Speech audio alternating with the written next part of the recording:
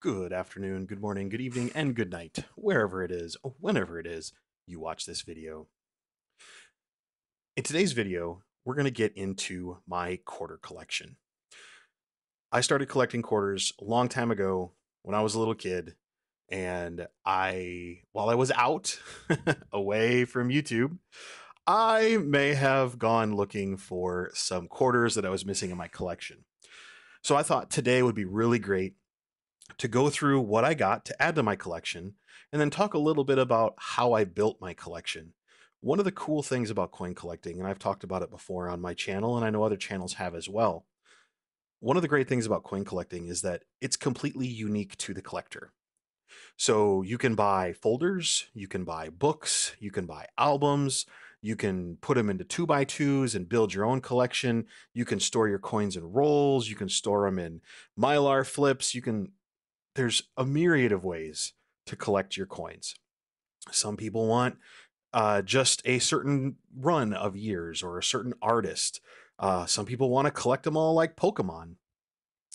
But I really liked quarters. I basically went from collecting mint sets, then to Lincoln sets, and then into quarters.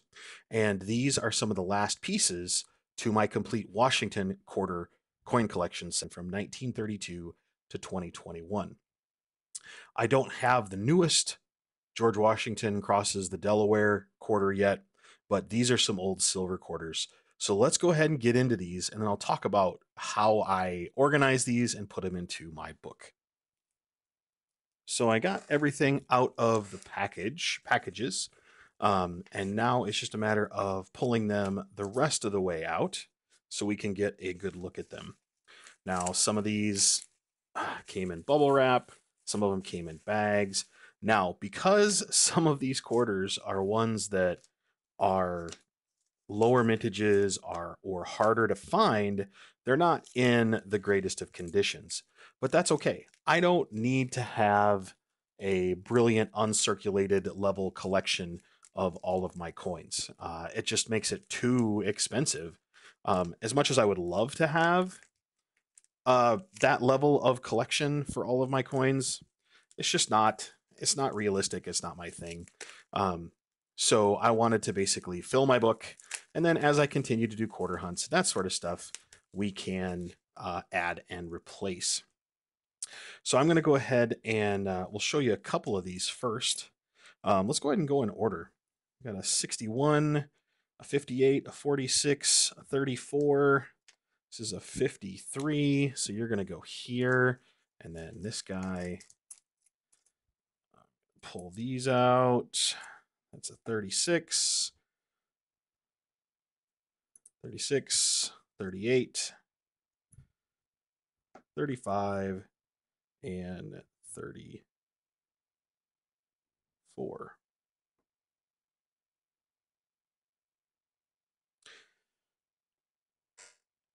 All right, so I do have some duplicates in here, but that's fine. I don't have a problem with that at all. So let's kind of look at these. This is a 1961 Denver Washington quarter. It is in absolutely beautiful condition. There's no marks on it. A 61 Denver is not a super rare quarter by any stretch. However, it just happened to be one for whatever reason I did not have in my collection. I mean, there's 83 million of these minted. I just hadn't come across one, so I wanted to add one to my collection to fill it out. And those with the higher mintages, they're easier to get in that really nice grade and look. Then we'll hop to that 58 Philadelphia. 58 Philadelphia, a little bit lower mintage, 6 million. A nice looking coin. Now, the individual I bought it from eBay says this is Gem BU. There's some schmutz on here. There's a spot right here on Washington's head. So I'm not going to say it's Gem BU, but definitely a really nice coin to add to the collection for sure. And again, These are all silver quarters, remember? So 1932 to 1964, all of these quarters were silver. Next, we got a 1953 out of San Francisco. See that S mark right below the eagle there on the reverse. Now, when you're looking at the grade of a quarter, I'll use one of the, I've talked about quarter grading previously. I'll use one of the older ones here in a minute. We can kind of talk about it. We'll go into this 1946S. This 1946S, which is next, only 4 million minted on these. That is a really, really nice looking quarter. Lower mintage, nice to add to that collection for sure. And now let's go ahead and pop to this 1938, and let's flip it over and look for that mint mark. Sure enough, there it is, a 1938 San Francisco. So now we've popped into a much lower mintage, so only about 2.8 million minted of this San Francisco Washington quarter. And let's talk a little bit about the grading of a quarter. So I have another video where I've talked into it a little bit in depth, but the big thing to look at is Washington's hair and then the eagle's feathers on the back. So if there are really no hairlines around Washington's ear like this one, it's not going to be even a fine 12. So this one here, just looking at this one, I can see the date. I can read United States of America quarter dollar all the way around. I can see the mint marks. I'm still probably going to put this in the maybe G4 to G6 range. I wouldn't even say it's a VG, but again, it's a hole filler for me, so I'm adding that to the collection as well. Next, let's go to this 1936. Now we're hopping way back. 1936 Denver. 1936 Denver. Now 5.3, 5.4 million on these. Again, in a good condition, maybe a G4. Not super amazing, but nice to add these old quarters to your collection. Next up, we're going to go to 1935, and this is a 1935 out of San Francisco. So $5.6 million, or $1 million. I wish. 5.6 million minted. Again, this is going to be G4 probably at best, maybe G5, G6. But G5, goodness. This is going to be a G4 right in there. We can see Liberty. We can see George. There's no hairlines. Nice quarter. And then we get a 1934 out of Denver in a lower grade, but that 34 Denver is only 3.5 million. Now, I accidentally, actually not really accidentally, but bought two of these. So this is a 1934 Denver as well. This was actually a lot, and I was able to get those very cheap, and this came in there. But let's look at the difference in these. So now this individual from eBay says that this is a VG, so a VG8. I am going to say it is in better condition. Let's look at the reverse for sure. It's in better condition than this one. So the right one is nicer than this one. Is it a VG? I don't know. Could be. But I'll probably give one of these spares away on my channel sometime, or might give it to one of the helpers as they need it. But so how do I organize and collect my quarters? Well, I use these tools. When I first started collecting quarters, I didn't want a book that was going to be super, super hard to fill. I didn't want one with just Denver and Philadelphia. I wanted Denver, Philadelphia, and S, but I didn't want the S silver proofs, and I couldn't find one that I liked. So I started flipping them. That way I could build my own collection the way I wanted it, and I can move it around. So I've gone and I've gotten many, many, many of these 2x2 cardboard flips, and I got my great flat stapler off of Amazon, and I flip every one of my quarters.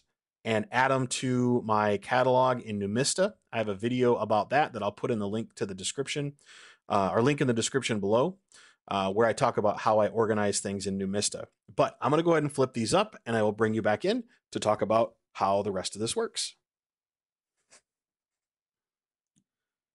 All right, here we are, all flipped up and nice.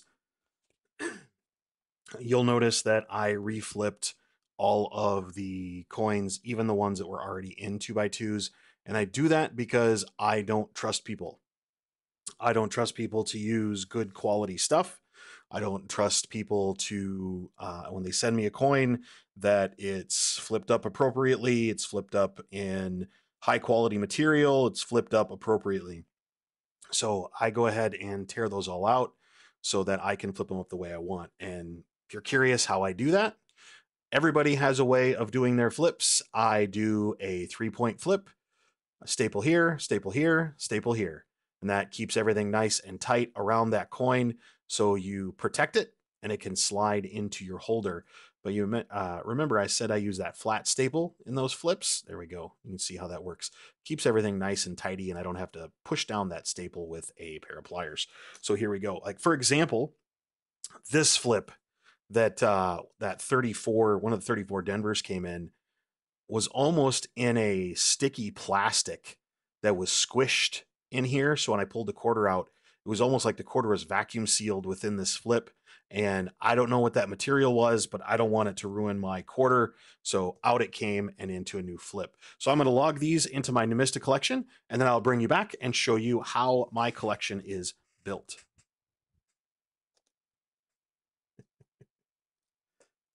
And here it is. Insert earthquake emoji here. This is my quarter collection binder. One of these days, I might make a video where I go through and hit some of the highlights on it, but I want to show you how I have it set up here. So I'm going to go ahead and open it up. And I apologize because I do not have a camera angle wide enough to see this, but you can see here I do have some Barbers and some SLQs up here, but I started with that 1932, and we go all the way around. Obviously, I'm missing the 1932S from my collection, but I will get it eventually. That 32S is definitely a rare coin for sure, with only 408,000 minted. So I leave spots ahead of time. So then I can come here and I can see 1936 out of Philly. So I'm going to put my 1936 Denver. So PDS is how I do that. Apologize for the lighting. Try to bring that down a little bit better. PDNS. I'm going to go to 38.